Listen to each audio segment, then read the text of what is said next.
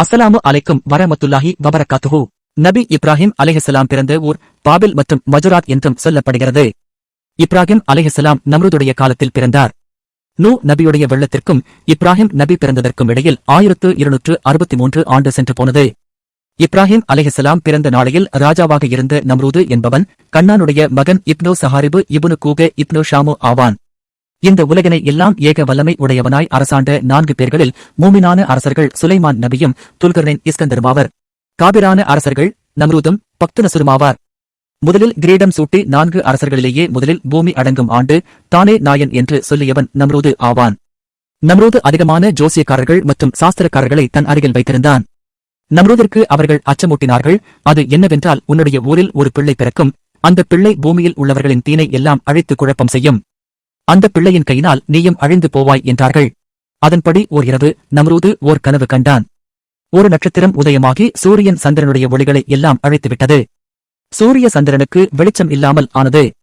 நம்ரூது அந்த கனவை கண்டு பதறி விழித்து உடனே சாஸ்திரகாரரை அழைத்துதான் கண்ட கனவை சொல்லி இதற்கு என்ன விளக்கம் என்று சொல்லுங்கள் என்றான். அதற்கு அவர்கள், ராஜாவே, உம்முடைய ஊரில் இந்த வருடத்தில் ஒரு ஆண் பிள்ளை பிறக்கப் போகிறது. அந்த பிள்ளையின் கையால் நீயும் உன் கூட்டத்தாரும் அழிந்து போவீர்கள் என்று சொன்னார்கள்.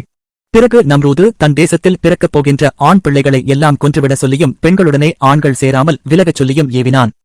பெண்களை ஒரு ஊரிலும் ஆண்களை வேறு இடத்திலும் தனியாக வைத்திருந்தான். அப்படி அவர்கள் கைதியாக இருக்கும் பொழுது ஆசர் என்னும் ஒருவனை காவலாளியாக வைத்திருந்தான். காவலாளி ஆசரை தவிர ஒருவரையும் அவன் நம்பவில்லை.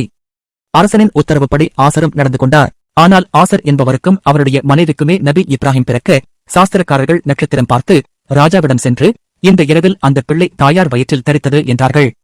நம்ரூது கர்ப்பமாய் இருப்பவர்களை எல்லாம் கொன்று விடச் சொல்லி ஏவினான். அதுபடியும் செய்து வந்தார்கள். அப்போது அல்லாஹு தாலா இப்ராஹிம் நபியுடைய தாயாரை கொலைகாரர்களிடம் இருந்து பாதுகாத்தான். இப்ராஹிம் நபியுடைய தாயாருக்கு பிரசவ நோக்காடு உண்டாகி தண்ணீர் இல்லாமல் உலர்ந்திருக்கிற ஒரு ஆற்றங்கரையில் சென்று பிள்ளையை பெற்று பிள்ளையை ஒரு துணியில் சுருட்டி புல் பூண்டு அடர்த்தியாய் முளைத்திருக்கும் ஆற்றங்கரை ஓரம் பிள்ளையை வைத்துவிட்டு வீட்டுக்கு வந்து தன் கணவனுக்கு இதை அறிவித்தார்.